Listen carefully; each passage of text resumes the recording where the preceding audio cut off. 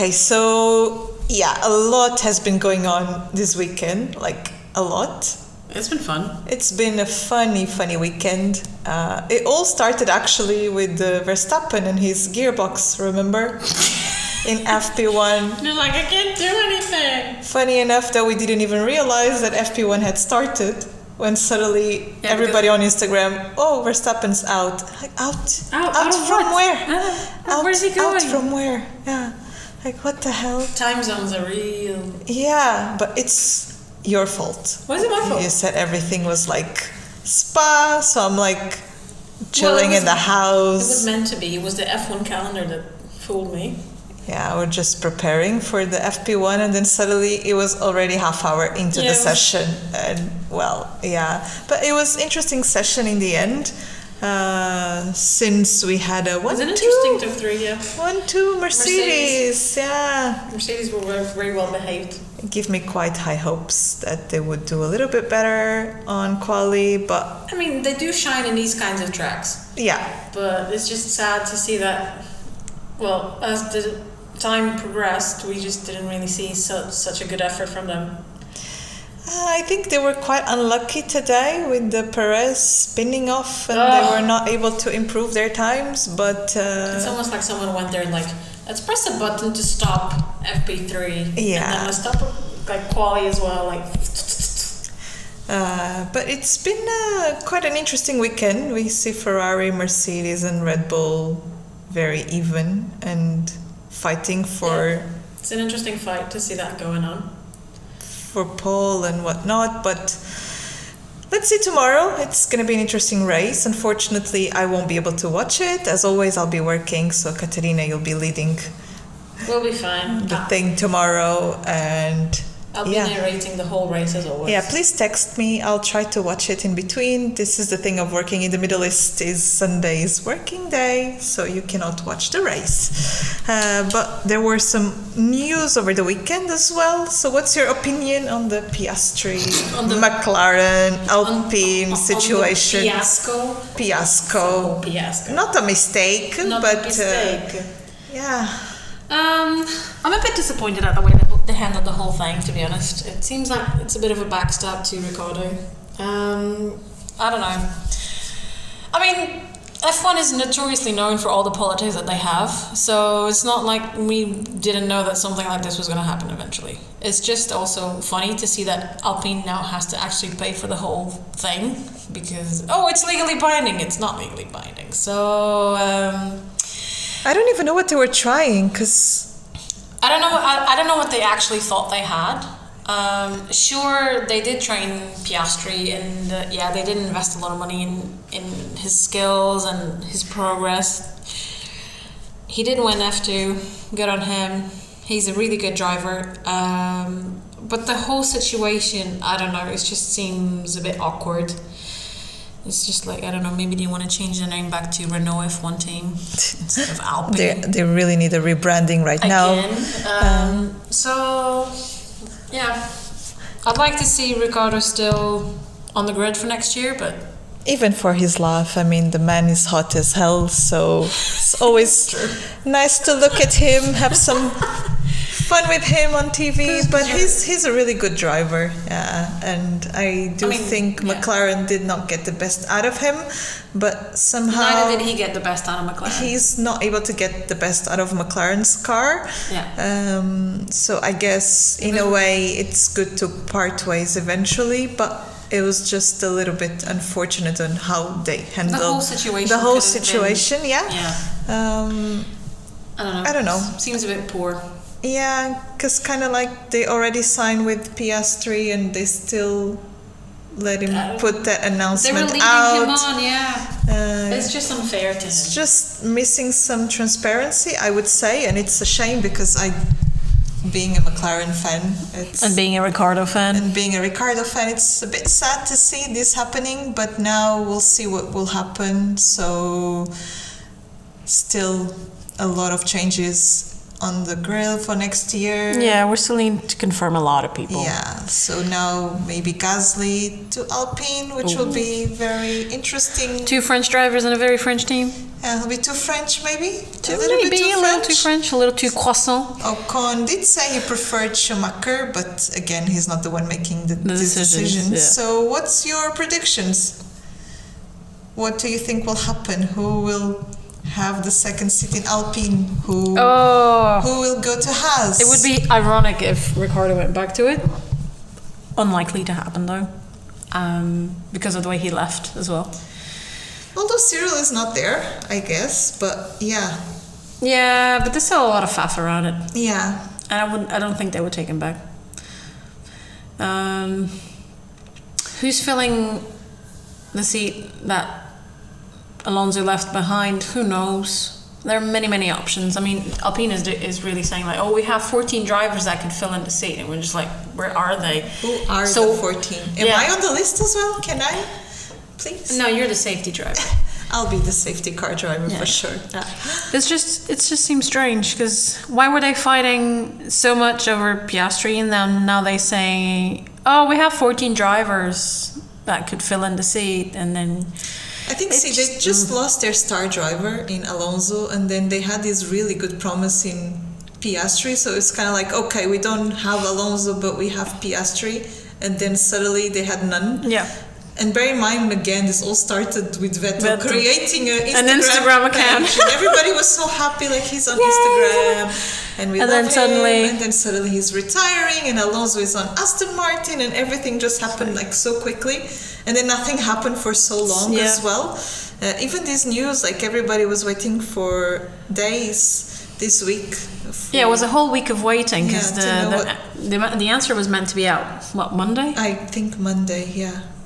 And we had to wait until yesterday in the middle of the practices to know what happened with the Piastri. That was so awkward.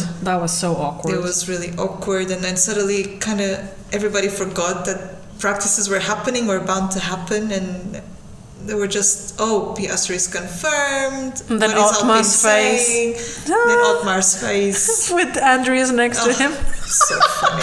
Why do they always pull those stunts? But Otmar is quite an interesting character, I would say. I don't know. There's something odd about him. He has an interesting experience as well. He does. Through some teams that have done some funny stuff. So he talked about, good character and things like that. I don't know. We all know what happened with the Force India team. Yeah, the Racing Point team. Racing Point with the, even them going bankrupt and all that, yeah. The pink Mercedes car in 2019, I think. They copied the whole thing. Yeah, so... I mean, if we're talking about copying, can we talk about Aston Martin also copying Red Bull? Yeah, I mean, sure. Aston Martin... Racing Point, all same. Yeah, seems to be a pattern. Same, different. Yeah. But in the middle of this, there was a Quali today also, and kind of high hopes for Team Mercedes, since it was a very promising FP3 for them. They started really well the weekend, especially FP1. They managed to get the 1-2, but at the end of the day, it was again Verstappen that overpowered literally everyone. Yeah. Not really surprising. It is his home race. Yeah. Although Leclerc did put on a very good lap, but again, we don't know what would have happened if Perez did not spin and ruin the end of qualifying. But it was a very interesting Quali. It has been a very interesting weekend. No rain, unfortunately. It would have made for a fun Quali. Yeah, I kind of like when people crash and things happen, but didn't happen much. No, let's see. Yeah. We're now going to do predictions for tomorrow. Katarina, what do you think will happen? Yeah, Verstappen's definitely winning. Yeah, he's winning. Yeah. He's definitely winning for sure. I think it will be a matter of... I'm just trying to see if there's going to be people throwing flares in the middle of the race like they did today for Quali. They will. I think at the beginning they might do that, unfortunately. And that's an idiot move, but sure. I mean, that just kind of shows me that you're not really there for the sport. No, you're not there as a fan of the sport. You're just there create havoc, and that's not really what you want. Again, we can't say bad things about Drive to Survive because it kind of brought us back to the sport as well, but not everybody is... Yeah. No, but the main goal of Drive to Survive was also to captivate the audiences in the US. Yeah. And they did that. Which they did, and now they're racing in Vegas. That's why you have a lot of races now lined up for America.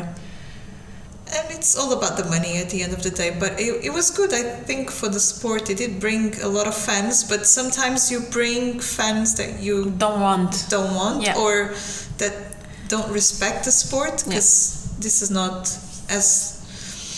It's not football, and I think a lot of these people, grow up. And it's not IndyCar, it's not NASCAR, It's not really kind of the same. It is motorsport still, yeah, but we're talking about the fastest cars in the world. Yeah, and respect above all, and it takes a lot of skill. And you throw a flare and you don't even realize what that can do to a session, and it's just red flag. And then everything has to stop, and then eventually tomorrow in the race, they do need to see they're driving really fast. It's a matter of safety. It's a matter because you need someone to go get the flare, because that's debris and that can get in the car. We saw that last week in Spa. There's already incidents enough without the flares. Yeah, so you don't need the added flares to make more confusion to the whole thing. No. I'm quite keen on seeing what Mercedes can bring to the table tomorrow. I'd hope to see them on the pole, to be honest. Yeah, I think it might happen eventually. We might get a Hamilton pole in there. They are improving, although Spa was a bit weird, but I think it was a bit weird for everybody. Red Bull was way ahead of all the other teams. But yeah, it will be very interesting tomorrow. Again, I'm really sad that I cannot watch the race. I'll try to get at least the beginning, because it's always fun. It's always a fun bit. Yeah, and I'll be waiting for your texts with what's going on, and then we'll regroup after. I hope there's a first lap safety car, because I have that on my bingo card. Yeah, I don't know my bingo anymore. I have odd stuff, but I do hope Hamilton wins the race, because I think I have that on my bingo. So I think... Yeah, Hamilton is not winning a race this year. He will. He will win a race. Probably... Abu Dhabi? Maybe Abu Dhabi, maybe Singapore. I do hope Mercedes wins a race at least. This is the kind of track that they excel at. Yeah. So it would be nice to see them... He is starting from P3. And P4, right? Yeah, P4. Yeah. And then Russell P6. So they might actually get do something. Yeah. It's interesting that you have the two Ferraris P2, P3. So of course they will make plan A, plan B, plan C, I don't know how many plans to try to stop Verstappen. Plan G, like Lando. Let's see how many plans they'll have to put in practice tomorrow. But it will be... I would like to see Mercedes winning a race for sure. And I would like Sir Hamilton to be the one, because... he has this record of winning a race at least once in all his years, so it would be a shame if this would be the year. Yeah. It's been a tough year for Mercedes. It's been a tough year. And this is our first podcast. We're actually 4 ladies, but only 2 of us today here. Katerina is still deciding which team she likes more, and she can't really make up her mind. Why can't I like all of them and hate all of them at the same level? Yeah, that's not how it works. Because I want to be unbiased. We have Jodie, not here, Team Williams. Team Williams, yeah. And then Katerina, Team Leclerc, so I don't think it really matters where he is. And I'm Team McLaren, Team Ricciardo, so probably I'll have most likely 2 teams next year, or only one if he doesn't make it. We'll see. We'll see about it. We don't know a lot of technical stuff. We just enjoy pretty much watching the sport. Yeah. Apart from Jodie, she's very technical. Yeah, she's very technical. We're more like, oh God, Sainz is looking really hot today.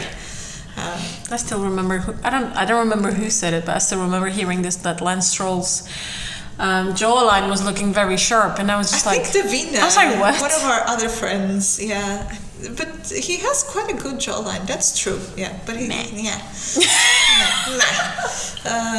so yeah, we will try to do these things as often as possible. At the moment, we're all living in the same country, but soon enough we won't. We'll be separated.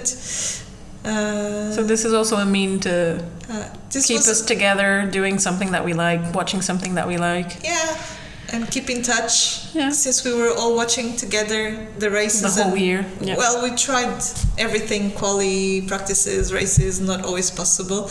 But it'll be a way to watch it together and still like be surprised, like when Russell got that pole out of nowhere. When Sainz got that pole. Yeah, everybody screamed. It's like, what? Where did that come from? That was a good pole, no? So yeah, we're women, we like men, we appreciate the men of F1. We do appreciate the women of F1 as well. Yes, which will be for sure one of our highlights. Yeah. Little shorts to see get more women inspired in the sport. Get more women inspired, yeah, because I think women bring a touch to everything they do. Yeah, for sure. So yeah, stay tuned. We'll be back very soon.